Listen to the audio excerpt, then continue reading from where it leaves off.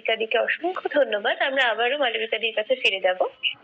এর পরবর্তীতে আমরা আবার ফিরে যাচ্ছি অনিন্দিতা দির কাছে। অনিন্দিতা দি, তুমি যদি একটু মাইক এবং ক্যামেরাটা অন করো। ক্যামেরা অন আছে, এখানে দেখা যাচ্ছে। আসলে অন্যরা ক্যামেরা অন রেখেছে তো দর্শকরা, তাই জন্য বোধহয় দর্শকরা একটু ক্যামেরাটা যদি অফ করে দেন, এটা আমি আগেও একবার রিকোয়েস্ট করেছি, ক্যামেরা এবং অবশ্যই মাইক দুটোই একটু অফ করে দেবে। যারা দর্শক আছেন তারা তাদের ক্যামেরাটা অফ করে দেবে। এটা ওই ফোন থেকে দেখা যাচ্ছে? দেখা যাচ্ছে। আচ্ছা, ভালো। অনিন্দিতা দির কাছে আমার আরেকটা প্রশ্ন, সেটা হলো, এটা একটু অন্য ধরনের প্রশ্ন আমি করছি। এই প্রশ্নটা নিয়ে ইতিমধ্যে আমার একজনের সাথে আলোচনা হয়েছিল এবং সেখান থেকে আমি যেহেতু এই টপিকটার উপর আরো জানতে চাই এবং আমি আশা করছি যে এটা আরো অনেকেরই প্রশ্ন হবে বা একটা অ্যাট্রাকটিভ টপিক হবে, যে অনেকেই হয়তো শুনতে ইন্টারেস্টেড। তো প্রশ্নটা হলো যে পুরুষদের কলমে আমরা নারী চরিত্রকে পেয়েছি বহুবার, বহু রূপে। পুরুষেরা যেভাবে তাদের কামনা হিসেবে নারী চরিত্রদের তুলে ধরতে পেরেছে, তেমনি সাহিত্য চর্চাকারী নারীদের কলমে পুরুষ চরিত্রকে কি আমরা সেভাবে পাই? যদি না পেয়ে থাকি তবে সেই ফাঁকটুকু কেন? আর এর পিছনে কি কোনো দ্বন্দ্ব কাজ করে? সে বিষয়ে যদি তুমি একটু তোমার মতামত জানো। হ্যাঁ, এতক্ষণ খুব সুন্দর শুনলাম, যারা আমার সহবক্তা ছিলেন খুব ভালোভাবে বলেছেন। তারা ইন জেনারেল লেখকদের কথাই বলেছেন। আমি মূলত মেয়েদের জায়গা থেকে শুরু করেছিলাম। তো হ্যাঁ, আমিও এটা মনে করি যে ভালো সাহিত্য, যেটা বলছিলাম যে লিঙ্গ নিরপেক্ষই হয়। তো যাই হোক, তুমি যেটা বললে যে মেয়েদের কলমে পুরুষদেরকে কামনার বস্তু হিসেবে দেখা হয় কিনা বা পোর্ট্রে করা হয় কিনা, নিশ্চয়ই করা হয়। তবে কি বলতো, আমি তোমাকে প্রথমেই বলেছি যে নারীর প্রকাশটা এতটাই আলাদা যে সেখানে কিন্তু সেই ভঙ্গিটাও আলাদা। আমরা যদি দেবারেতু মিত্রকে দেখি, কত বছর আগে তিনি যেভাবে কবিতাতে একটি মেয়ের জায়গা থেকে লিখেছেন, অকল্পনীয়। কিন্তু তাকে কিন্তু তার জন্য অনেক আক্রমণের মুখোমুখিও হতে হয়েছে। এবং আমি একটা খুব পরিচিত নাম যদি নিই, তাসলিমা নাসরিন, বা এখনকার আমাদের অগ্রজ একজনের নাম যদি নিই, তৃপ্তি সাঁতরা। তার একটা বই আছে, মেয়েদের চোরাগোপ্তা স্ল্যাং, অসম্ভব এক সমৃদ্ধ বই। তো সেই বইটা লিখতে গিয়ে তিনি বলেছিলেন যে বইটা যখন লেখেন তখন সেখানে তথাকথিত কিছু শব্দ, যেটা মেয়েদের মুখে উচ্চারণ করা মানা, অশালীন, এই বলে তাকে অনেক বৈরিতার সম্মুখীন হতে হয়। এটা ধরেই নেওয়া হয় যে মেয়েদের কোনো কামনা বাসনা আকাঙ্ক্ষা সেটা থাকবে না, যদি থাকে তার প্রকাশটাও সেরকম শালীন এবং মার্জিত হবে, যেখানে কোনো সেটা যেন অতিরিক্ত খোলামেলা না হয়ে যায়। তো সেই কিছুটা মেয়েরা নিজেরাও সেই একটা সংকোচের জায়গাতে ভোগেন। কারণ আমি তোমাকে বলছিলাম যে আসলে একটা তান্ত্রিক সমাজে আমরা থাকি, তো সেখানে কিছু নর্মস তৈরি করা আছে যে এগুলোই লিখতে হবে, মেয়েরা এগুলোই লিখবেন, পুরুষরা এগুলোই লিখবেন। সেই গণ্ডি একটা লক্ষণ রেখা, যেটা, তো সেই লক্ষণ রেখার বাইরে গেলে তাকে তো লাঞ্ছিত হতেই হবে। যারা তবুও লিখছেন তারা নিশ্চয়ই সেই লাঞ্ছনা মাথায় তুলে নিয়েই লিখছেন। এবং অবশ্যই জীবনের কথা লিখতে গেলে তো সবটাই লিখতে হবে। জীবনের সততা যদি নিজের কাছে, নিজের লেখার কাছে যদি আমি ট্রান্সপারেন্ট হই, স্বচ্ছ হই, তাহলে সবটাই লিখতে হবে। তো তুমি বলতে পারো, যদি তুলনামূলক বিচার করো, যে পুরুষ যেভাবে নারীকে কামনার বস্তু হিসেবে লিখেছে, নারী বোধহয় ঠিক তার সেই জায়গাটাকে সেভাবে কোনো খুব বেশি লেখেনি, আমি বলবো। তার কারণ হচ্ছে, দেখো, যাবতীয় প্রতিবাদ, যাবতীয় আঘাত বা যাবতীয় ক্ষতের জায়গা কিন্তু মেয়েদের এই জায়গাটাই, যে কামনার বস্তু হিসেবেই কেন। তো সেইখান থেকে কিন্তু, আর তুমি বলতে পারো যে প্রেমিক হিসেবে অনেক বেশি দেখতে চাই নারী পুরুষকে। প্রেমিক হিসেবে দেখতে, বন্ধু হিসেবে, সখা হিসেবে দেখতে চায়। তো সেইখান থেকে তো নিশ্চয়ই মেয়েরা লিখছেন। এবং এখন আমরা অনেক লেখা পাই। তো এটা খুব এখন জনপ্রিয় একটা আহ, সাহিত্যের ধারা, যে রহস্য কাহিনী বা থ্রিলার। তো সেখানে আমরা দেখছি কিন্তু যে মেয়ে মুখ্য ভূমিকায় মেয়ে নারী চরিত্রকে রাখছেন, মেয়েরাই বেশি রাখছেন। এবং তাদের সহকর্মী যে, তিনি কিন্তু পুরুষ। তো এই চরিত্রগুলো, হ্যাঁ, না পুরুষরা রাখছেন না, লিখছেন না তা না, কিন্তু মেয়েরা যখন লিখছেন তখন তারা কিন্তু ওই জায়গাতে একজন মেয়েকে বসাচ্ছেন। তার কারণ বোধহয় এটাই, যে ভেতরে যে দুষ্টের দমন করার যে প্রবণতা বা যে আকাঙ্ক্ষাটা থাকে একটা মেয়ের, সে সেটাকে প্রজেক্ট করে একটি চরিত্রের মধ্যে। সেজন্য আমরা দেখি যে একজন খুব ডাকসাইটে কোনো আধিকারিক বা পুলিশ অফিসার বা কোনো গোয়েন্দা বিভাগের কর্তা, এই চরিত্রগুলো মেয়েরা তৈরি করতে ভালোবাসে। আর যদি বলো যে ওই যে বললাম যে প্রথম থেকেই ছিল যে নারী তো পুরুষের নিউজ হবে, বিষয় হবে, সে কেন আবার আলোটা কেন, প্ল্যাটফর্মটা কেন পাল্টাপাল্টি কেন হয়ে যাবে, এই নিয়ে একটা দ্বন্দ্ব কিন্তু আছেই। আর কি বলতো, যে কি জানো তো, এটা আমার মনে হয় যে যখনই একটা খোলামেলা মেয়ে যদি একটা খোলামেলা কোনো শারীরিক দৃশ্যের বর্ণনা যদি রাখে, দেখে, সেটাও সমাজকে কিছুটা কিছুটা ভয়ারিস্টিক প্লেজার দেয়। আমার তাই মনে হয় অনেক সময় পুরুষ সমাজ, পুরুষ সমাজ বলবো না, আমি পিতৃতান্ত্রিক সমাজ বলবো, যে হয় তাকে অশালীনতার বলে, অশালীন বলে তাকে বলা হয় যে এগুলো সে কেন লিখছে, অথবা সেটা একটা প্লেজার পাওয়ার জন্য সেটাকে দাগিয়ে দেওয়া হয়, একটা নির্দিষ্ট চিহ্নিতকরণ করা হয়। আর মেয়েদের প্রকাশভঙ্গিটা অনেকটা আলাদা। তাই আমি বললাম যে যত না বেশি কামনার বস্তু হিসেবে প্রকাশ করে, নারী বেশিরভাগ সময় প্রেমিক হিসেবেই পুরুষকে প্রকাশ করতে ভালোবাসে তার চরিত্রে। এবং প্রেমের সঙ্গে কামনার কোনো দ্বন্দ্ব নেই। সেটা বর্ণনা এবং উপস্থাপন অবশ্যই থাকে, কিন্তু অনেক আলাদা ভাবে। এটা আমার মনে হয়, ব্যক্তিগত মনে হওয়া, যারা গল্প উপন্যাস লিখছেন, চরিত্রে দেখাচ্ছেন, তো তারা সেভাবে দেখাতে পারবেন। আরো আরেকটা জিনিস কিন্তু আছে যে আমরা সাধারণত দেখি যে নারী পুরুষ লেখক নির্বিশেষেই কিন্তু আবার সবসময় কি পুরুষের মানসিক দ্বন্দ্বটাকেও কি ফুটিয়ে তুলতে পারেন, সেটাও কিন্তু পারেন না। পুরুষেরও কিছু অসহায়তা আছে, পুরুষের কিছু তার সংকট আছে। হ্যাঁ, তো সেই পুরুষের কিছু অসহায়তা আছে, সেই জায়গাগুলো কি মেয়েরা কতটা অ্যাড্রেস করছেন সেটাও কিন্তু দেখা দরকার। শুধু মেয়েদের ক্রাইসিসের কথাই মেয়েরা যদি লিখে যায়, তো ওই যে কিছুটা নির্লিঙ্গকরণের প্রয়োজন আছে, অনেক বড় প্রেক্ষিতে যদি মানুষ হিসেবে না দেখা যায়, তখন কিন্তু ওই সমাজ আবার কিছুটা ওই জায়গা থেকে মুখ ফিরিয়েই নেবে, যে মেয়েলি লেখালেখি বলে। নিশ্চয়ই একটা বড় অংশ জুড়ে থাকবে, কিন্তু সাহসী লেখা বলে তাকে চিহ্নিত করা হয়। মেয়েরা যদি বা সেই কামনার কথা লেখে, সেই কষ্ট করে লেখে, তখন সেখানে সেটাকে চিহ্নিত করা হয়। তবে প্রচুর মেয়েরা লেখেন, অবশ্যই লিখছেন, লিখবেন।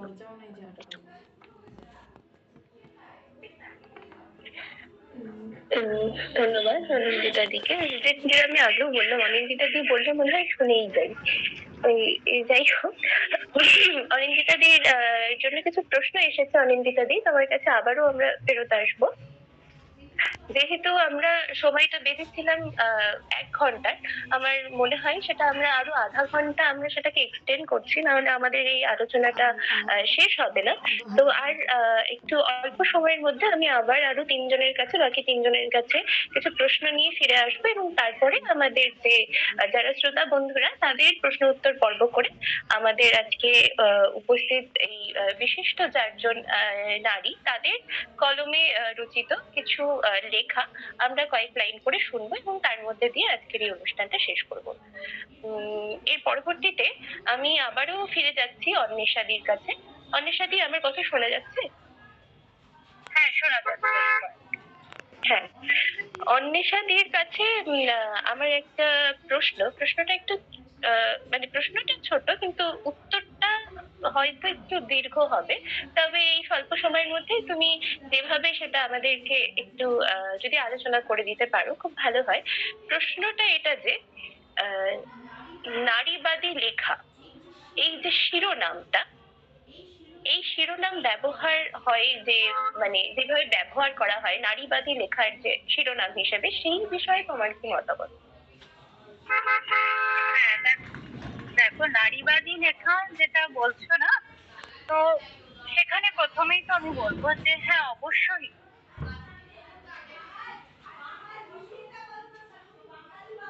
শোনাচ্ছে না। অন্বেষাদি শোনা ছাপার যাচ্ছে অক্ষরে না। প্রকাশিত বই। হ্যালো, শোনা যাচ্ছে না? হ্যাঁ, এবার হ্যালো, শোনা যাচ্ছে। একটু আগেই আমি যেটা বলছিলাম যে এখন সাহিত্য তো শুধুমাত্র বই বা ছাপার অক্ষরে প্রকাশিত পত্রপত্রিকার মধ্যে আবদ্ধ নেই। এখন সাহিত্য আরো অনেক বিভিন্ন মাধ্যমে ছড়িয়ে পড়েছে, সমাজ মাধ্যম বলতে পারো, বা এখন অডিও স্টোরি বা এইভাবে। তো নারীবাদী লেখা, যেটা মেয়েদের কথা বলার লেখা, হ্যাঁ, তো সেটা খুব দরকার। একটু আগেই আমরা শুনলাম যে কিরকম এখনো প্রত্যন্ত অঞ্চলে, গ্রামে বা শহরেও বিভিন্ন শোনাচ্ছে না।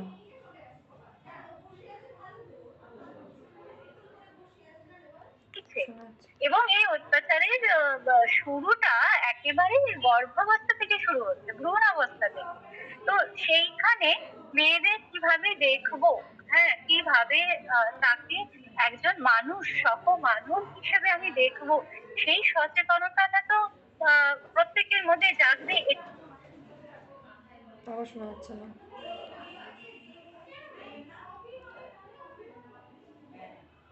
মানে বলেন যে ফিকশন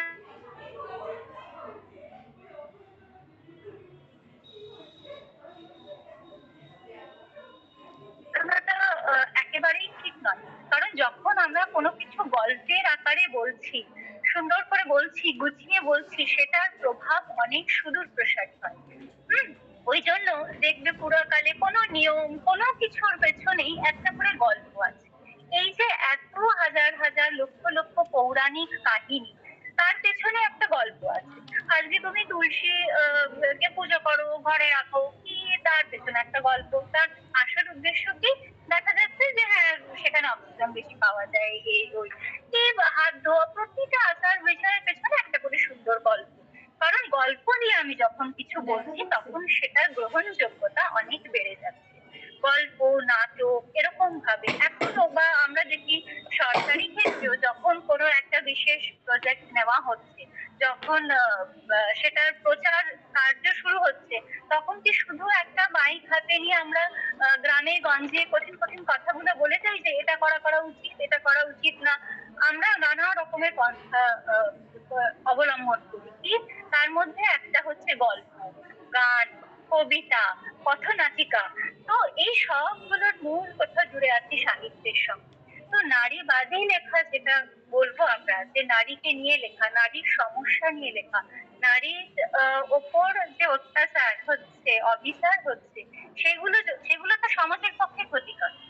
আমরা বলতে পারি যে হ্যাঁ, একটি মেয়েকে ভ্রূণাবস্থায় যখন একটি স্ত্রী ভ্রূণ যখন নষ্ট করে দেওয়া হচ্ছে, সেটা তো কি অবশ্যই আমাকে কোথাও দীর্ঘ একটা সময়ের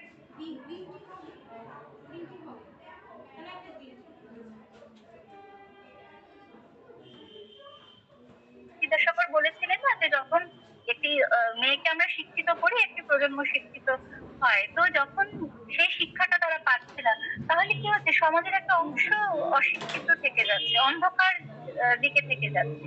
যখন আমরা একটা কম প্রোগ্রামের বয়সী বুকিং মেয়েকে নেওয়া বিয়ে আছে দিয়ে দিই, বিকালে। আজকে 13, 14, 15 বছরের একটা মেয়েকে বিয়ে দিই, তার মন এবং শরীর 6টা তৈরি থেকে দেখি হওয়ার বুকিং আগে, নেওয়া।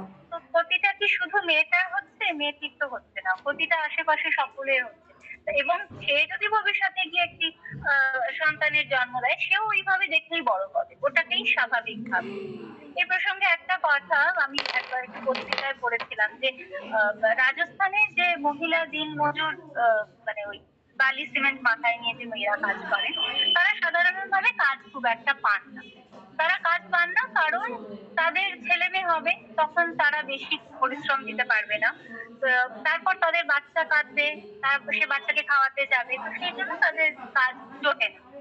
এইবার যদি কাজটা পেতে হয়, তখন তারা বাচ্চাকে কিভাবে ম্যানেজ করবে? তারা এই ছোট ছোট শিশুদের একটা নির্দিষ্ট পরিমাণ আফিমের গুলি খাইয়ে ঘুম পাড়িয়ে দেয়। এবং ওই শিশুটি যখন অবভিয়াসলি ওই আফিমের গুলি 6-7 মাস থেকে খেতে খেতে বড় হচ্ছে, তার মধ্যে নেশারু হয়ে ওঠার প্রবণতা কিন্তু খুব বেড়ে যাচ্ছে।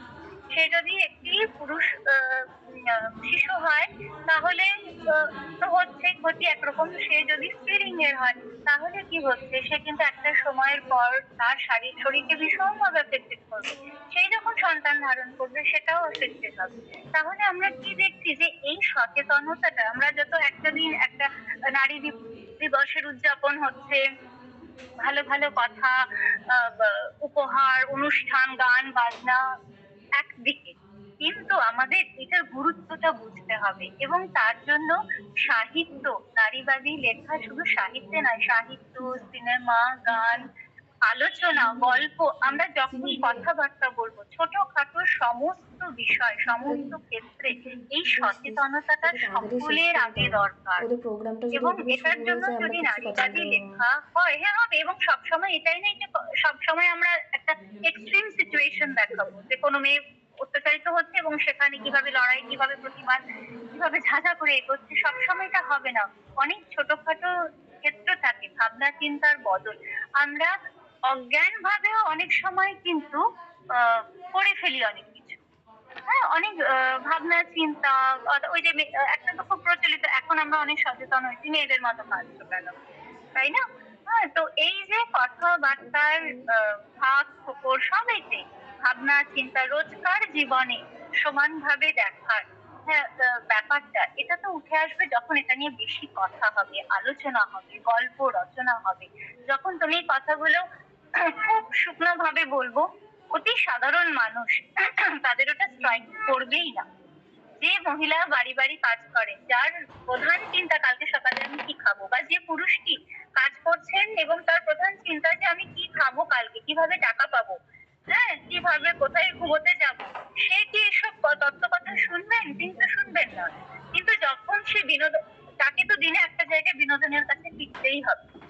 সে হয় গান শুনবে, তাই না, বা এই হয় সে বইটাও পড়বে না, কিন্তু কোথাও গল্প আলোচনা, হয়তো সিনেমা দেখবে। তো সেখানেও তো এই ভাবনাগুলো খুব দরকার।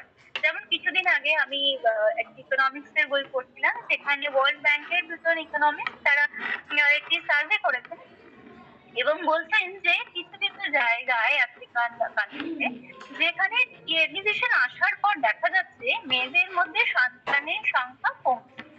আগে যেখানে একটা এরিয়ায় দেখা যেত যে এক একটি মেয়ের 5টি 6টি করে সন্তান, দেখা যাচ্ছে যখন সেখানে টেলিভিশন আসছে তারপরে ওখানে সন্তান 2-3-এ গিয়ে আটকে যাচ্ছে এবং তারা লেখাপড়া শেখাচ্ছে, তারা কাজ করছে, তারা টাকা সঞ্চয়ের দিকে মনোযোগ দিচ্ছে।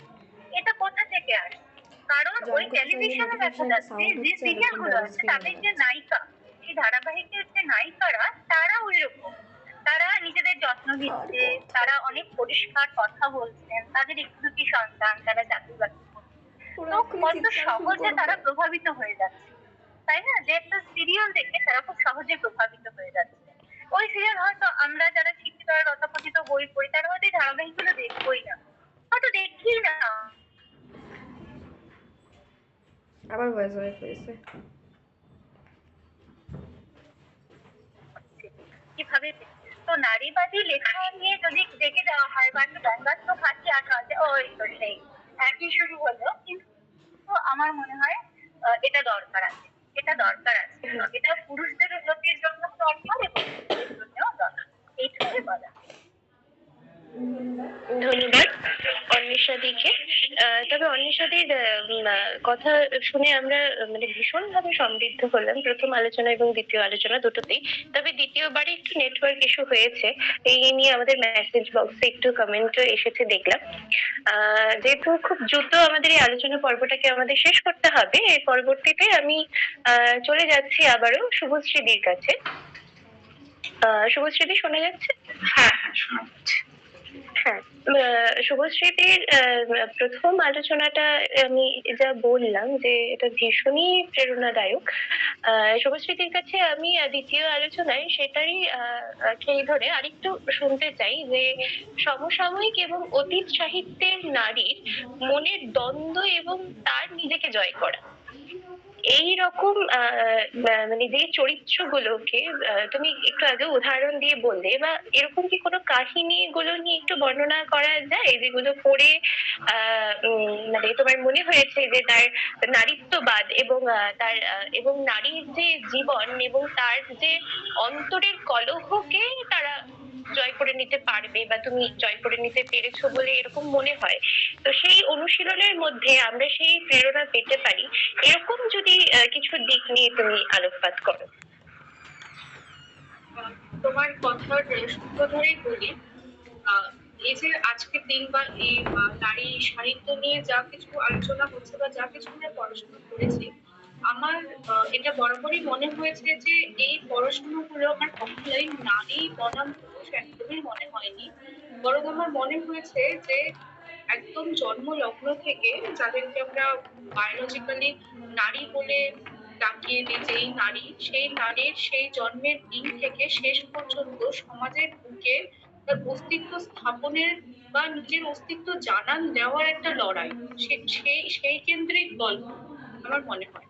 তো আহ, যখন আমি কোনো সাহিত্যেও যে নারী চরিত্রগুলো পড়ছি, যেমন আমি যদি আশাপূর্ণা দেবীর সুবর্ণলতা বা অগ্নি পরীক্ষা, সেখানে যে আমার চরিত্র সুবর্ণ, আহ হেমপ্রভা, তাপসী, বা এদিকে আমি যদি সুচিত্রা ভট্টাচার্যের অজস্র বইয়ের কথা বলি, দহন, কাচের দেওয়াল, দমকা হাওয়া, যেখানে ঝিনুক, রমিকা, অহনা, এই প্রত্যেকটা চরিত্র যখন আমি পড়ছি বা এই ধরনের চরিত্র যখন চোখের সামনেও আমাদের চোখের সামনে ভেসে আসছে, প্রত্যেকবারই মনে হচ্ছে যে এই যে যে প্রান্তিক জনগোষ্ঠীর কথা আমি এর আগের বার বললাম, সেই গোষ্ঠীকে বাদ দিয়ে যদি আমি আরেক রকম সমাজের কথা বলি, যেটা আমাদের মধ্যবিত্ত বা উচ্চ মধ্যবিত্ত একদম সমাজ, যেখানে শিক্ষা দীক্ষা এগুলোর কোনো অভাব নেই, আমরা বেসিক সমস্ত নিডস গুলো আমাদের ফুলফিল হচ্ছে, সেখানে অনেক সময় আমরা দেখতে পাই যে যে নারী হয়তো জীবনে অনেক কিছু করতে পারতো, অনেক স্বাবলম্বী হতে পারতো, স্বাবলম্বী আমি বলছি বা স্বাধীন হতে পারতো মনের দিক থেকে, অর্থনৈতিক দিক থেকে, সে হয়তো সেই জায়গাতে পৌঁছতে পারেনি। সেই না পৌঁছানোর পেছনে যেটা প্রধান কারণ আমার মনে হয় যে নারীর নিজের নিজের মনেই যে নিজের সাথে যে দ্বিধা দ্বন্দ্ব, নিজের সাথে আমাদের নিজেদের যে কিছু কথোপকথন চলতে থাকে সবসময়। যেমন আমি যদি কিছু উদাহরণ দিই, তাহলে আমার মনে হয় এমন যে আমরা আগের জেনারেশন, বাড়িতে যারা বয়োজ্যেষ্ঠা থাকে তাদের সাথে যখন কোনো একটা কিছু নতুন জিনিস নিয়ে আলোচনা করতে চাই, যে আমি বললাম আমি আজকে একটা সাইকোলজি বা এমন একটা সাবজেক্ট নিয়ে বা অ্যাস্ট্রোনমি এমন একটা কিছু নিয়ে পড়তে চাইছি, যেটা হয়তো সেই সময়কার সময় পড়া সচরাচর হয়ে উঠতো না, বা আমি একজন মেয়ে হয়ে আমি সায়েন্টিস্ট হতে চাইছি, শিল্পী হতে চাইছি, বা এমন হতে পারে যে কোনো একটা সোসাইটাল নর্ম যেটা দীর্ঘদিন ধরে চলে আসছে, আজকে আমার মনে হচ্ছে যে আমি আমার যার সাথে বিবাহটি ঠিক হয়েছে, আমি তার কাছ থেকে যে ধরনের সম্মান, সাপোর্ট এগুলো আমি আশা করছি, কিন্তু আমি পাচ্ছি না দেখে আমি বিবাহটি ভেঙে দিতে চাইছি। এই ধরনের কথা যখন আমরা কোনো বয়োজ্যেষ্ঠ বা কারোর সাথে আলোচনা করব, তখন তাদের একটা বরাবরের টেন্ডেন্সি যেটা আমরা দেখে থাকি সাহিত্যেও এবং বাস্তবেও, মানিয়ে নাও। এই যে মানিয়ে নাও কথাটা কোথাও গিয়ে আমাদের মনের মধ্যে একটা মানে নিজেদের অন্তরে একটা কলহ সৃষ্টি করে, যে এর মানে কি তুমি পারোনি, তোমাকে মানিয়ে নিতে হয়েছে, আজকের দিনে আমি একটা মেয়ে, আমি লড়াই করে জিতে যাব, তুমি কি এটা তাহলে সহ্য করতে পারবে না? তুমি মানাতে পারোনি দেখেই যে আমি মানিয়ে যাচ্ছি, আমি যুদ্ধটা জিতে যাচ্ছি, এটা কি কোথাও তোমার মেনে নিতে অসুবিধে হচ্ছে? তাই জন্যই কি বারবার আমাকে পেছন দিকে টেনে আনা? এই যে আমাদের নিজেদের মনের সাথে নিজেদের একটা যুদ্ধ চলতে থাকে, একটা কোনো সিদ্ধান্ত নেওয়ার আগে আমাদের বারবার মনে হয় যে এই সিদ্ধান্তটা যদি আমি নিয়ে ফেলি, হয়তো আমি সমাজের চোখে ভালো মেয়ে, ভালো স্ত্রী, ভালো মা, এই যে সোসাইটাল ট্যাগটা, সেই ট্যাগটা হয়তো আমার পেছন থেকে খুলে পড়ে যাবে। তো এই যে হয়তো এই কথাটা ভেবেই সাহিত্যের নারী চরিত্র বা বাস্তবের নারী চরিত্র এমন অনেক শিকল ভাঙতে পারে না, তারা সেই আবার শিকলের বন্ধনে আটকে যায়, হয়তো তাদের পক্ষে সেই শিকল ভাঙা অসম্ভব নয়, তাদের সেই অর্থনৈতিক সুযোগ সুবিধা আছে, স্বাবলম্বী তারা, শিক্ষিত তারা, কিন্তু শুধুমাত্র এই মনের কলহর কারণে তারা সেই শিকল ভেঙে এগিয়ে যেতে পারে না। তো এটা আমার বরাবরই মনে হয়েছে যে যে নারী স্বাধীনতা, নারীর অধিকার, এগুলো নিয়ে আমরা এত আর্তনাদ করছি, এত চিৎকার করছি, করতে করতে আমাদের অন্তরের যে নারীত্ব, সে নারীত্বই যেন কোথাও অভিমানে মুখ লুকিয়ে ফেলছে। তো সেখান থেকে আমার মনে হয় যে আজকের দিনের পাশাপাশি প্রত্যেকটা দিনই যদি আমরা মনে করি নারী পুরুষ দূরে সরিয়ে রেখে যে আজকে আমার নারীত্বর দিন, আমি রোজ আমার নারীত্ব উদযাপন করি, রোজ আমার কাজে অকাজে, প্রেমে অপ্রেমে, স্বাস্থ্যে সুস্বাস্থ্যে আমি সব সময় আমার নারীত্বকে উদযাপন করি। সমকক্ষ হওয়ার, পুরুষের সাথে সমকক্ষ হওয়ার যে এই যে লড়াই, সে সাহিত্যে এবং বাস্তবে এই যে লড়াই, সেই লড়াইটাই পুরোপুরি আমার মনে হয় যে অবান্তর। কারণ পুরুষকে আমরা জন্ম দিই, পুরুষকে আমরা জন্ম দিই, পুরুষকে আমরাই লালন করি, পুরুষকে আমরা নানা পরিচয় দিই। এই এর পরে তো আমাদের পুরুষের সাথে এই এই যুদ্ধ বাঁধে না, এই পিতৃতান্ত্রিক সমাজের সাথে এই যুদ্ধ আমাদের শোভা পায় না। এই যে আমাদের মনের মধ্যে নিজেদের নিয়ে নিজের যে কলহ, সেই কলহ যদি আমরা একটা সময় কাটিয়ে উঠতে পারি, হয়তো আমরা সাহিত্যের চরিত্রটা বা আমরা মেয়েরা যারা সমস্ত রকম বাকি সুযোগ সুবিধা হয়তো জীবনে পাচ্ছি, আমরা এই দ্বিধা দ্বন্দ্ব এগুলো কাটিয়ে আরো অনেকটা এগিয়ে যেতে পারবো।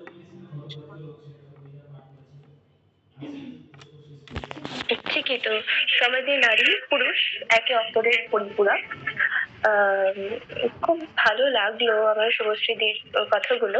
আমি আমাদের এই আজকের আলোচনা পর্বের শেষ টপিক নিয়ে আলোচনা করব এখন মালবিকা দির সাথে। এরপর আমরা আমাদের মেসেজ বক্সে কিছু প্রশ্ন এসেছে সেই নিয়ে আলোচনা করে আমাদের এখানে উপস্থিত সাহিত্যকারদের নিজের সৃষ্টি কিছু লেখার কয়েক লাইন শুনে আজকের এই সভাটি শেষ টানবো। মালবিকাদের কাছে আমার দ্বিতীয় প্রশ্ন এই যে উম, যে তুমি তো একজন গল্পকার, একজন উপন্যাসিক। এতক্ষণ ধরে অনেকগুলো দিক নিয়ে কথা হলো, তার মধ্যে আরেকটা দিক কিন্তু রয়েই যায় যে, এবং বারবার ফিরেও এসেছে এই কথাটা বারবার, যে মেয়েদের যে সামাজিক ইস্যু, এটা কিন্তু একটা বড় পার্ট। তো এই সমস্যার বিভিন্ন দিকগুলো নিয়ে তোমার কলমে, তোমার লেখায় কি কখনো উঠে এসেছে, বা ভবিষ্যতে কি তোমার এই রকম কোনো চিন্তা ভাবনা আছে যে এই ব্যাপারগুলোর উপরে তুমি ছুঁয়ে যেতে চাও? সেই সম্পর্কে যদি তুমি একটু আহ স্বল্প ভাষায় আলোচনা করো। না, একটা উপন্যাসের ক্ষেত্রে এখনো অব্দি যা লিখেছি সেগুলো থ্রিলার।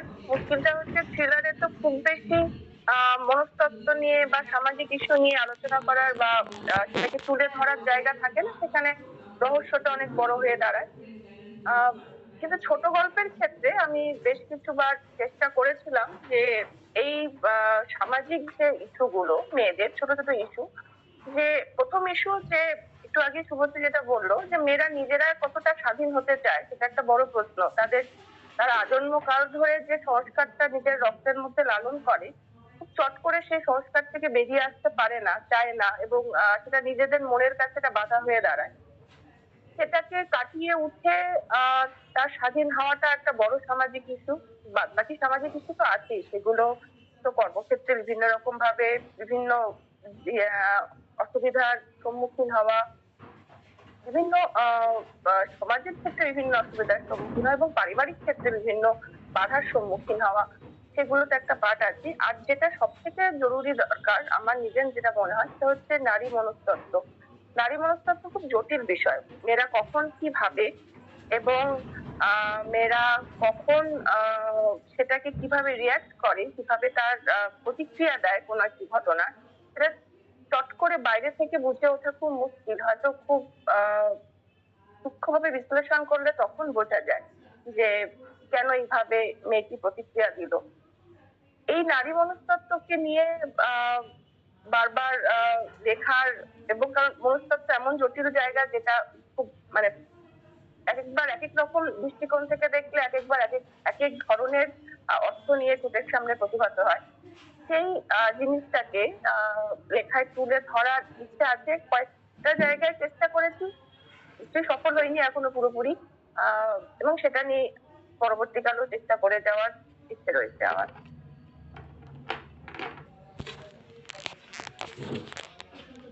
অসংখ্য ধন্যবাদ মালবিকা দিকে। তবে এবারে আমরা আমাদের যে শ্রোতা বন্ধুদের কিছু প্রশ্ন এসেছে সেইখানে চলে যাচ্ছি।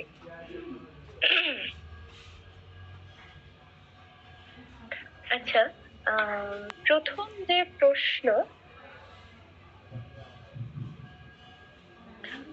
অনিন্দিতা দির কাছে এসেছে যে সরি, মনোজ্ঞ এবং সমৃদ্ধ আলোচনার জন্য অনিন্দিতা দিকে অনেক ধন্যবাদ। আজকের দিনে নারীর ওপর সামাজিক এবং দৈনন্দিন কাজকর্মের চাপ এবং দায়িত্ব অনেক বেশি। তুলনায় পুরুষ অনেক দায়মুক্ত ভাবে সাহিত্য চর্চা করতে পারে। এই দৈনন্দিন কর্মে ব্যাঘাত নারী অতিক্রম করবে কিভাবে? এই প্রশ্নটা এসেছে অনিন্দিতা দির কাছে। আচ্ছা, প্রশ্নটা কে করেছেন একটু বলুন। প্রশ্নটা এখানে দেখাচ্ছে টি ধর। আচ্ছা, ঠিক আছে। দেখো, প্রথমে বলি যে একটা আসলে আমাদের একটা ইমেজ তৈরি করা হয় সমাজে যে মেয়েরা দশভুজা, মেয়েরা সব পারে। তো আমি মনে করি এই সব পারা দশভুজা হওয়ার কোনো দরকার নেই।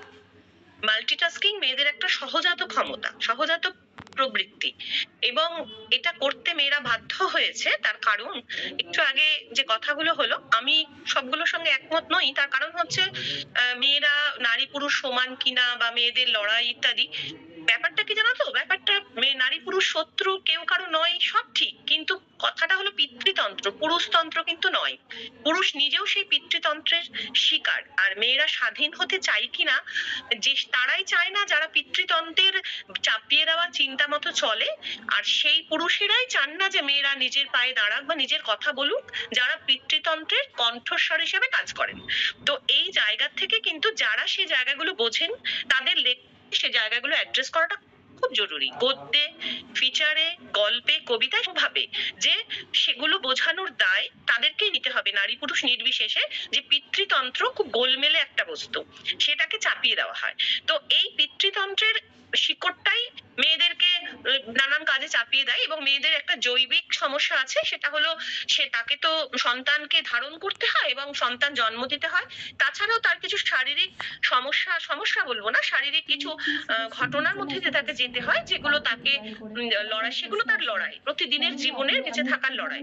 এই কাজগুলো করতে করতেই তাকে নানান কাজ করতে হয়। এবার দেখো, সমাজ ব্যবস্থাটা যেখান থেকে যেভাবে শুরু হয়েছিল, তাতে করে এই যে ঠিক করা হলো যে এই কাজগুলো মেয়েদের এবং ঘরের, এবং এই কাজগুলো বাইরের পুরুষদের, সেখান থেকে তো খুব বেশি আমরা বেরোতে পারিনি। ওই যে বললাম, পিতৃতন্ত্রের চাপানো কণ্ঠস্বরের জন্য।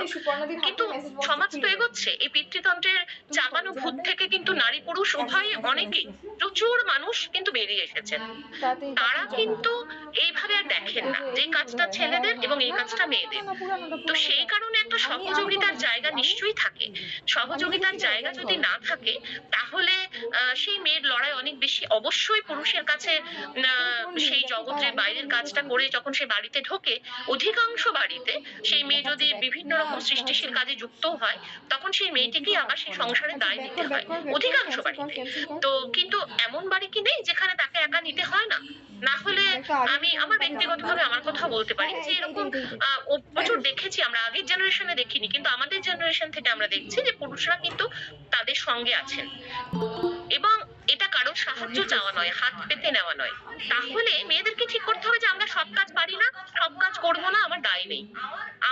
আমি নিজে যেটুকু মনে করব যে আমার বাকি কাজগুলো করার সঙ্গে তাল মিলিয়ে আমি করতে পারছি, আমি সেটুকুই করব। এখান থেকে যদি বেরোতে হয় তাহলে তাই করতে হবে। তাছাড়া আজকে নারী না প্রফেশনাল ভাবে নানা কিছুর সঙ্গে যুক্ত। সবাই যে 10টা 5টা আমরা অফিস করি তা তো নয়, তার বাইরেও প্রচুর কাজ মেয়েরা করে, এবং পুরুষের সঙ্গে সমান সমান ভাবেই করে। তারপরেও তার সংসারের কাজ থাকে, তারপরে যদি তার ক্রিয়েটিভ কোনো জায়গা জগৎ থাকে, তাকে করতে হয়, অবশ্যই অনেক বেশি করতে হয় একটি পুরুষের থেকে। তো সেই বললাম যে সাহায্য চেয়ে ভিক্ষাপাত্র হাতে নিয়ে বেশি দিন বসে থেকে কোনো লাভ নেই। নিজের জায়গা নিজেকে বুঝে নিতে হবে। সুতরাং যদি তোমার পরিবার, তোমার সমাজ, তোমার পরিপার্শ্ব তোমাকে সেই জায়গাটা করার মতো পরিসরে না দেয়, এখনো আমরা বলি তো যে অ্যালাউ না করে, কে কাকে অ্যালাউ করে? আমরা এখনো বলি যে আমার অনুমতি নেই, আমাকে কেউ বাধা দেয় না, অনেকেই বলেন। তো আমরা ধরেই নিয়েছি বাধা দেওয়াটাই স্বাভাবিক, অ্যালাউ করাটাই স্বাভাবিক। সেই জায়গাগুলো থেকে একটু বেরোতে হবে। অবশ্যই মেয়েদেরকে নিজেদেরকেও চিন্তা ভাবনাগুলো বদলাতে হবে, কারণ ওই পিতৃতন্ত্রের স্বরে কথা যতদিন আমরা বলে যাব এবং যতদিন আমরা জাস্টিফাই করব যে মেয়েরাই চায় না, মেয়েরাই করে না, মেয়েরাই এরকম ভাবে, ভুল কথা। আমি একটু মানে আমার মতটা বললাম যে আমার মনে হয় সেটা বোঝাতে হবে, এবং মুখে বলে বোঝানো আমার খুব ভালো লেগেছে। তখন অন্বেষা একটা কথা বলেছেন যে সত্যি, খুব সত্যি কথা, যে আমরা গল্পের মধ্যে দিয়ে যদি বলি তাহলে বেশি শোনে, এবং সেই হিসেবে নারীবাদী লেখার অবশ্যই দরকার আছে। মালবিকাও বললেন যে মনস্তাত্ত্বিক জায়গাগুলোকে ধরা। তো আমরা না, এটাও একটা কিছুটা মিথ যে মেয়েদের মনস্তত্ত্ব বড় জটিল, মানুষ মাত্রই মনস্তত্ত্ব জটিল। এবার মেয়েরা না যখন সে কথাগুলো লেখে তাদের অ্যাঙ্গেল থেকে, তখন সবার মনে হয় যে খুব জটিল কথা লিখছে, মেয়েরা বোধহয় খুব জটিল। কিন্তু সেই জটিলতাটা যতটা একটা মেয়ে বোঝে, আসলে অনেক স্তর আছে তার। যত বেশি স্তর থাকবে জিনিসটা তত বেশি সরল থেকে জটিলের দিকে যাবে। এত বেশি কিছু চাপিয়ে দেওয়া হয়েছে নারীর, সমস্ত কিছু মানে এত শিকল। তো এখন হাত পা ছুড়লে একটু ঝনঝন শব্দ তো হবেই, তাতে যদি কানে তালা ধরে আশেপাশে লোকে, তাদের কান বন্ধ করার দায়িত্ব তাদেরকেই নিতে হবে। এই আর কি, এটা নিয়ে এইভাবে বলা সম্ভব না যে মেয়েরা কিভাবে নিজেদের পথ করে নেবেন। প্রত্যেকের জীবনযাপন, প্রত্যেকের মানসিকতা, প্রত্যেকের পরিস্থিতি আলাদা হয়। সকলের সেই সহযোগিতা থাকে না, সকলের লড়াই করার মতো ক্ষমতা বলবো না আমি, ক্ষমতা হয়তো থাকে, কিন্তু তাকে সে যদি সেই ক্ষমতাটাকে ভর করে এগিয়ে যায়, অনেক কিছু হারাতে হতে পারে। কারণ তার সেই অর্থনৈতিক স্বাধীনতা হয়তো থাকে না, সে না থাকার পরিসরও হয়তো তাকে সমাজ দেয়নি।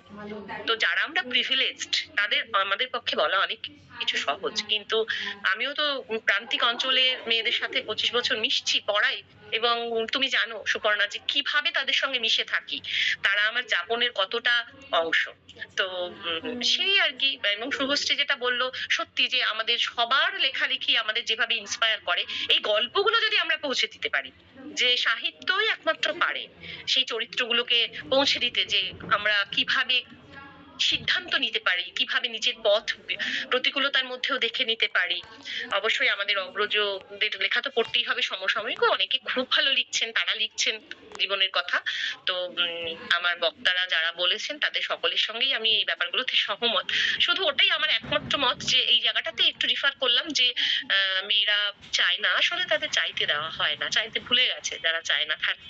তাদের যদি একটু আয়নাটা আমরা ধরি, একটু যদি পরিষ্কার করে দিই, তাহলে তারা বুঝতে পারবে হয়তো যে যারা সেই প্রিভিলেজটা পায় না তারা। এইটুকু, অনেক কিছু বলে ফেললাম। ধন্যবাদ, তোমার কথা শুনতে এত ভালো লাগে। যাই হোক, এর পরবর্তী প্রশ্নে আমি আসছি। এর পরবর্তী প্রশ্নটি ধর যিনি উনি করেছেন অন্বেষা দিকে। উনি লিখেছেন, অন্বেষা দিকে সুন্দর আলোচনার জন্য ধন্যবাদ। পৌরাণিক যুগ থেকে স্ত্রীবুদ্ধি প্রলয়ন করি, এই আত্মবাক্যের ওপরই মহাকাব্য দাঁড় করানো হচ্ছে। এই মানসিকতা এখনো সর্বত্র প্রচ্ছন্ন। এ থেকে মুক্তির কি উপায়? অন্বেষা দিকে। হ্যাঁ, এই যে একটা যেটা তো বলেছেন উনি, সেটা তো মানে এই প্রচলিত কথা, মানে মজায় মজায় হাসতে হাসতে বলে দেওয়া যায় মেয়েদের বুদ্ধি। আর আগে তো এটা কবিত্রী বুদ্ধি, স্ত্রী বুদ্ধি, এই যে একটা প্রচলিত ধারণা, এটার মধ্যে এবং এটার শেকড়টা এত বেশি দূর ছড়িয়েছে। কোথাও আমার মনে হয় যে তার মুক্তির পথ যদি দেখতে চাই, এই ধারণা থেকে বেরোবার পথ যদি দেখতে চাই, তাহলে প্রথমেই যে কোনো কাজকে আমাদের আগে একটা পৃথক প্রয়োজনীয়তার ভিত্তিতে দেখতে হবে। যেমন আমরা খুব সহজে একটা ভাগ করে ফেলি না, যে রান্না বান্না, ঘর সংসার, এই কাজ, রোজগার, এগুলো হচ্ছে ছেলেদের কাজ। যখন পড়াশোনার ক্ষেত্র আসছে, বিজ্ঞান, অঙ্ক ছেলেদের বুদ্ধি, মানে এরকম একটা কঠিন বিষয় পড়াশোনা মেয়েরা বিশেষভাবে বাণিজ্য, বিশেষ করে কমার্স যখন পড়ানো হয় তখন ছেলেরা পড়বে বেশি। মেয়েরা কমার্স করে কি পড়বে? মেয়েরা পড়বে ইতিহাস, ভূগোল এবং কখনো কখনো বিজ্ঞান পড়তে পারে, ঠিক আছে। প্রফেশন যখন পেশাদারি কথায় আসছে, তখন আমরা এইভাবে যে মেয়েরা মানে ম্যাক্সিমাম মেয়েদের হতে পারে, তারা যদি চাকরি করতে পারে, তুমি স্কুলে পড়াতে পারো, কলেজে পড়াতে পারো, ব্যাস। হ্যাঁ, তো এই যে একটা যে কোনো কাজ একেবারে শুরু হচ্ছে ছোটবেলা, একটা বাচ্চা যখন বড় হচ্ছে সে দেখছে যে রান্নাঘরের কাজ হচ্ছে মেয়েদের কাজ। হ্যাঁ, এখানেই প্রথম একটা মানে সমস্যার সৃষ্টি হচ্ছে। প্রথমেই সমস্যার বীজটা এখানে যাচ্ছে। যতবার রান্নাঘরে যেতে হবে মেয়েরা করবে। কারণ আমরা এখানে শুধু কিন্তু এটা মেয়েদের সঙ্গে অন্যায় করছি না। আমরা যখন একটা ছেলেকেও মানুষ হিসেবে গড়ে তুলছি, আমরা কিন্তু তাকে অনেক শিক্ষা দিচ্ছি না। আমাদের একটা জিনিস মনে রাখতে হবে যে মানুষের প্রথম স্কুল হচ্ছে, যদি কিছু থাকে সেটা রান্না। হ্যাঁ, রান্নাঘরের মধ্যে শাক সবজি যখন আসছে, বাজার হচ্ছে, সেইটুকু কোথা থেকে কি আসছে এইটুকু বললেই কিন্তু একটা বাচ্চা বই পড়ার আগে অনেক কিছু শিখে যায়। যদি সেও রান্নাঘরে বিভিন্ন শাকসবজির নামগুলো দেখে মাকে সাহায্য করতে গিয়েও একটু শিখে যায়, সে অনেক, তাকে কিন্তু বইতে ছবি দেখে দেখে এই ফলটার এই নাম, এই জিনিসটার এই নাম, এত কিছু শিখতে হয় না। সে অনেক কিছু ওখানে এমনি শিখে যায়। সেই সঙ্গে পুষ্টির দিকটাও সে পরিচিত হতে থাকে। শুধু রান্নাঘরে যদি একটা বাচ্চা ওটাকে সহজ ভাবে না, ওটাকে শ্রদ্ধার চোখে দেখে, রান্নার কাজ যেটা রান্না করছেন মা, সেইটাই একটা একটা খুব শ্রদ্ধার কাজ, খুব গুরুত্বপূর্ণ একটা কাজ আমার মা করছেন। কিন্তু যখন ওই তো সারাদিন ঘরে বসে রান্না করো বা ঘর সামলাও, সেইটা যদি এইভাবে দেখা হয় তখন কিন্তু তার শেখার ইচ্ছেটাও চলে যায়। তার কিন্তু সেই একটা কৌতূহলের জায়গা নেয় অবজ্ঞা। অজান্তেই শিশুর বোধ হওয়ার আগেই তার কৌতূহলটা মরে যাচ্ছে অবজ্ঞাতে। যেন একদম সাধারণ অতি সাদামাটা কাজ, এই ঘর জামা কাপড় কাচা, এই ঘরদোর পরিষ্কার রাখা, গুছিয়ে রাখা। এখন আমরা অনেক কিছু নিয়ে কথা বলি যে এত বস্তু কেন্দ্রিক হয়ে গেছে আমাদের জীবন যাপন।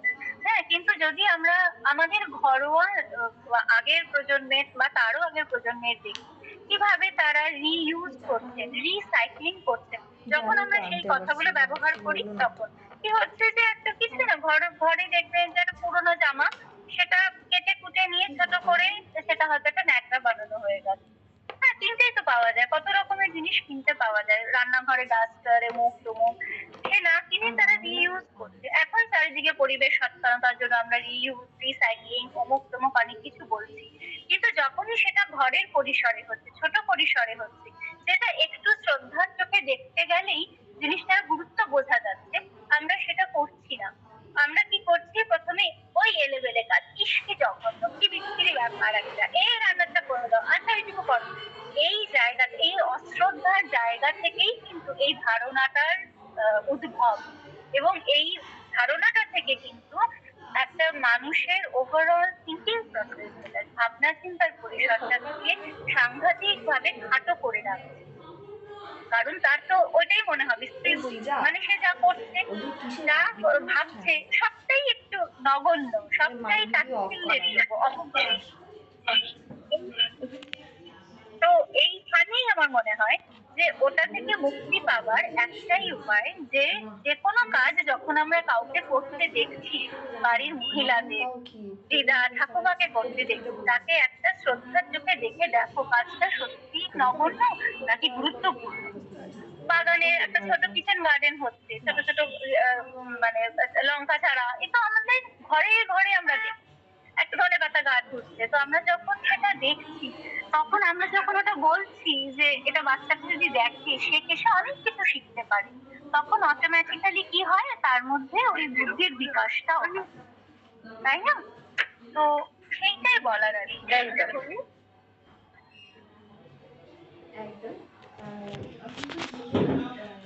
একদম। অসংখ্য ধন্যবাদ দিদিকে। এর পরের প্রশ্ন, আমি একটু দ্রুত যাব। এর পরের প্রশ্ন আছে বিশু পাল করেছে ঔপন্যাসিক মালবিকা দাশগুপ্ত কে। প্রশ্ন, নারী সৃষ্ট আজকের সাহিত্যে পৌরুষকে আমাদের চিরাচরিত ধারণা চেয়ে কতটা ভিন্ন আঙ্গিকে দেখানো সম্ভব, যাতে তা মূল ধারার সাহিত্যে বা সাহিত্য পাঠাভ্যাসে পরিবর্তন আনতে পারে? মালবিকা দিকে। পৌরুষের সেরকম সংজ্ঞা, সেই সংজ্ঞা তো আমরাই দিয়েছি। সেই সংজ্ঞা থেকে বেরিয়ে আছে তাকে আমি চাইবো তাকে বন্ধু হিসেবে পাশে রাখতে। আহ, কারণ পৌরুষ বলতেই একটা বেশ মানে ভীষণ একটা জবরদস্ত ব্যাপার স্যাপার চলে আসে, যেটা আমরা আদিমকাল থেকে মানে আমাদের প্রাচীন সাহিত্য থেকে আজ অব্দি শুনে আসছি। সেটা তো হলো এতদিন অনেক, তার থেকে বরং এবার পুরুষ বন্ধু হিসাবেই পাশে থাকুক। আমার মনে হয় সেটা আমাদের পক্ষে অনেক বেশি গ্রহণযোগ্য হবে, এবং সেটা পরবর্তীকালের সাহিত্য এবং সমাজ দুটোর ক্ষেত্রেই অনেক বেশি কার্যকরী হবে। কারণ একা কেউ কিছু করতে পারে না, দুজনকে দরকার, যে কোনো কিছুর জন্য দুজনকে একসঙ্গে একইভাবে দরকার। কেউ কারোর থেকে কম বা কেউ কারোর থেকে বেশি এই মতবাদে না গিয়ে বরং সে বন্ধু হিসাবে থাক। বন্ধুত্বটা অনেক বেশি জরুরি আমাদের জীবনে অন্য অনেক কিছুর থেকে। খুব সুন্দর উত্তর, ধন্যবাদ। খুব সুন্দর। পরে একটা এটা একটা প্রশ্ন না, এর পরের একটা এটা একটা প্রশ্ন না, মাল্যবান মিত্র লিখেছেন যে লেখকের মনে হয় লিঙ্গ হওয়া উচিত না, যেমন শিক্ষক, অভিনেতা, খেলোয়াড় বা কবি এর লিঙ্গ হওয়া উচিত না। এবং রোকেয়া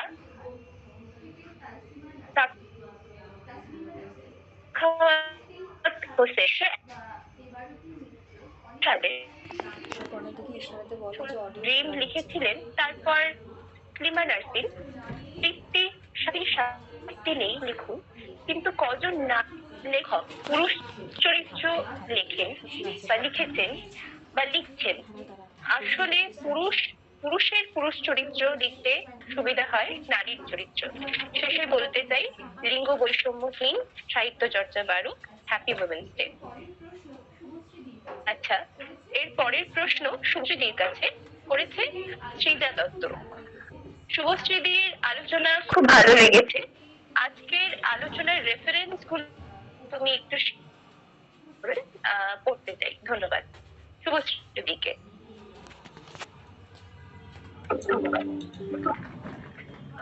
হ্যাঁ, থ্যাংক ইউ।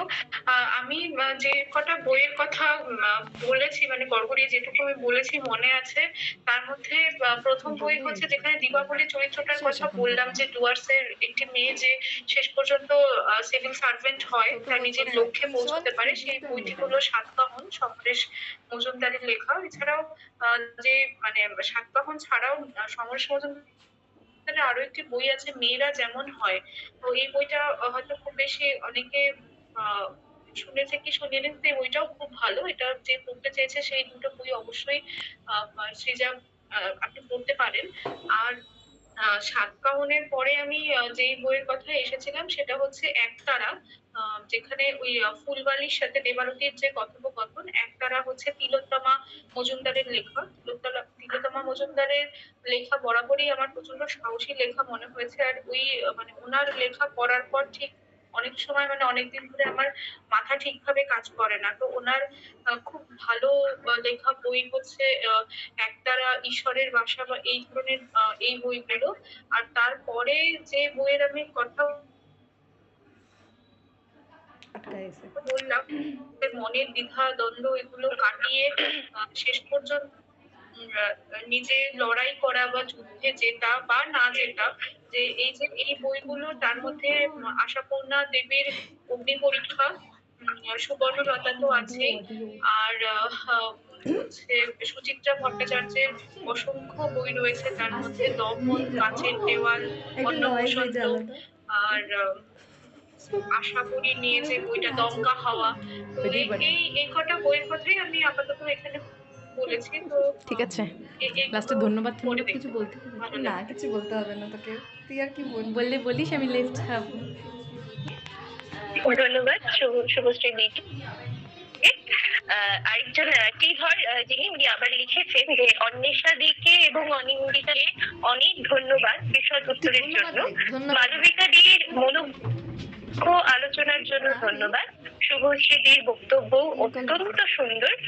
সমস্ত শ্রোতা শুভশ্রী দিকে বা একটু সুপর্ণার দিকে দেখায় নিস।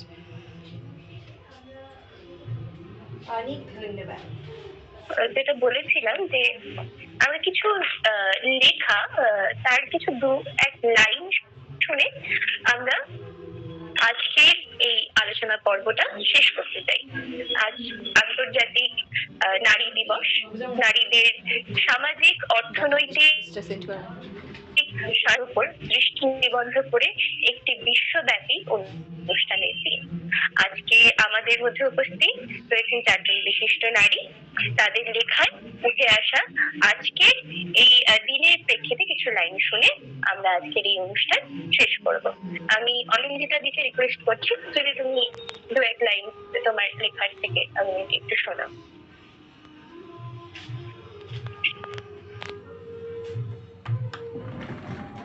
মাইক অন হয়নি অনিন্দিতা দির। শোনা যাচ্ছে? শোনা যাচ্ছে সুপর্ণা? হ্যাঁ, শোনা যাচ্ছে। একটি ছোট কবিতা পড়ছি। আমি, আমার মায়েরা ও মেয়েরা। ঘুমের ভিতর হেঁটে যেতে দেখি আমার মেয়েদের। ঘর থেকে বারান্দা থেকে উঠোন পেরিয়ে ওই খোলা আকাশের নিচে ওদের হাঁটতে দেখি রোজ স্বপ্নের ভিতর। পায়ের ছন্দে জলপ্রপাত আর শরীরী ভাষায় গনগনে রোদ। 4 দেওয়াল টপকে ওই পথটুকু যেতে কত শিকলের শব্দ ওদের সারা শরীরে ঝনঝন বেজেছিল। ওদের সঙ্গে হাঁটেন আমার মা। সারা জীবন অন্ধকারে আলো জ্বালিয়ে চলা মায়েরা। অভিবাদন জানাতে জানাতে স্বপ্নে ওদের সঙ্গে হাঁটি আমিও। হেঁটে যাই, ঝাঁট দিয়ে দিই কাঁকর নুড়ি, ছাতা খুলে দিই তীব্র তাপে বৃষ্টিতে। আমি হাঁটি, আমরা হেঁটে যাই আমাদের দেশের মাটির নির্ধারিত আলো হাওয়া জল বৃষ্টির সুগন্ধে। অথচ জাগরণের ভিতর মানচিত্র দাউ দাউ জ্বলে। মৃত্যুপুরী থেকে আমার মেয়েরা দৌড়ন, আমার মায়েরা পালাতে থাকেন। আমি লুকোতে চাই গর্তের ভিতর, বস্ত্রহীন, নগ্ন, ধ্বস্ত এক মুহূর্তে। এই স্বপ্ন আর জেগে থাকার ভিতর আমার মেয়েরা, আমার মা, আমি, আমরা বারুদের মতো বিস্ফোরক হয়ে উঠি একদিন। দেশ যখন নিজের নামের পাশে মাতৃকা শব্দ লিখে নিশ্চিন্তে ঘুমোতে যায়। ধন্যবাদ, নমস্কার সবাইকে। অপূর্ব। যেহেতু আমাদের আজকের অনুষ্ঠানটা সময় তো অনেকটা বেড়ে গেছে এবং অন্বেষা দি এবং শুভশ্রী দি এনাদের কর্মব্যস্ততার মধ্যে দিয়েও আমাদেরকে একটু সময় দিতে হচ্ছে, তাই জন্য আমাকে ওনারা জানিয়েছিলেন যে একটু দেরি হলে হয়তো শ্রোতা হিসেবেই তারা থাকতে চান। তো আমি মালবিকা দিকে রিকোয়েস্ট করবো যদি তুমি তোমার লেখার থেকে কিছু বলো।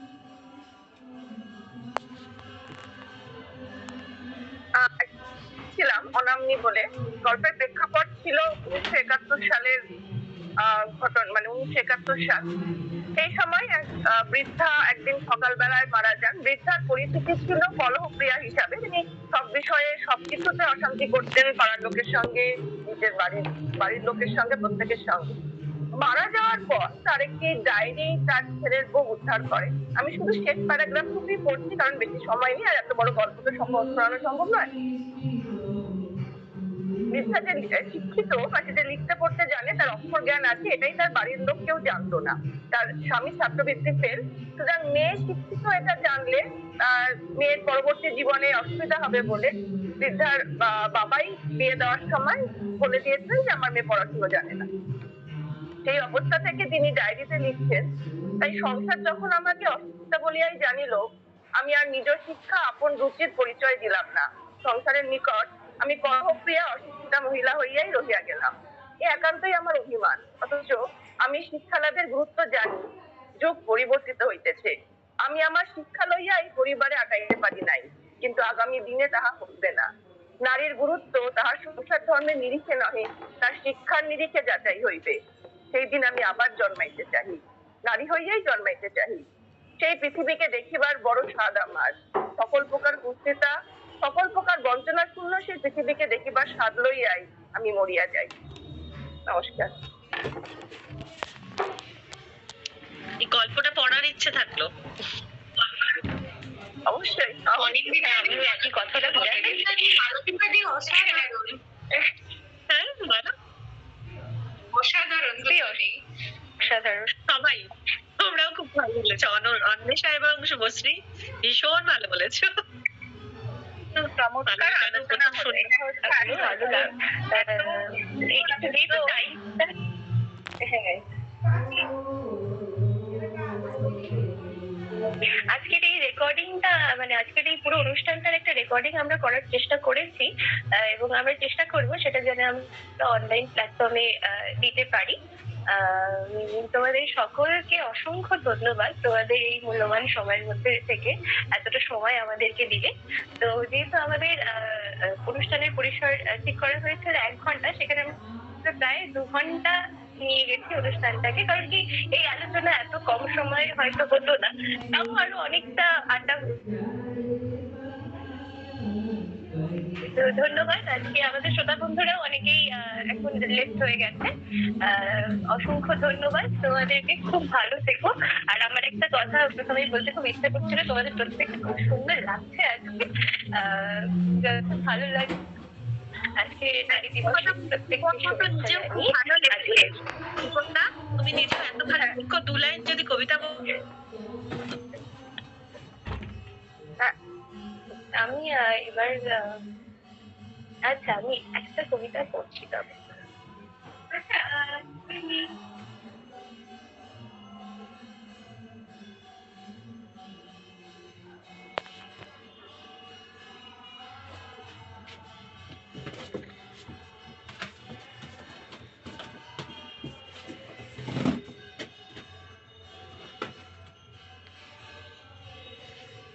আমি তো বসেছি বৈঠকখানার লাইব্রেরি রুমটাতে, এবং হাতের কাছে আমার এই বইটা ছিল। এই কবিতাটি অনিন্দিতা দি শুনেছে হয়তো আগে, কিন্তু একদম বই খুলেই শেষ পাতায় আমি এই কবিতাটি পেলাম, এই জন্য আমি পড়ছি। এবং এটা দেখেই মনে হলো যে আমরা হয়তো অনেক কিছু নিয়েই আজকে আলোচনা হলো, যে নারীদের কলমে পুরুষ বা কিছু। তো সেখান থেকে আমার একটি কবিতা, সেটাই পড়ছি, যে কবিতার নাম, আর তার জন্য আমি একটু ক্ষমা চেয়ে নিচ্ছি পাশের একটু নয়েজের জন্য, তাও যতটা শোনা যায়। কবিতার নাম প্রিয় পুরুষের প্রতি।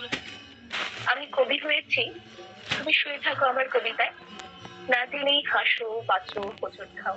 লাইনগুলো সিঁড়ির মধ্যে উঠে এসে সামনে দাঁড়াও, চোখে চোখ রেখে বলে যাও সব তোমার দেখো। সেদিন ভীষণ ঝগড়ার পরে এদের বালিশে ভিজে ভূমধ্য সাগরের বদলে আমি প্রথম কলম করলাম, লিখলাম তোমারই কথা নীলতে। তারপর হঠাৎ কোনো এক দৈব বলে রোজ রাতে মাথার উপর মানুষ ওড়ে, লিখি কবিতা, আঁকি শব্দে তোমায়, যেমন ইচ্ছে আমার, লাল দাগ, কালো হতাশা। আমি ধাক্কা দিয়ে ফেলে দিই, আমি হাত ধরে তুলে আনি। আশ্চর্য, জানতেই পারো না আর একটা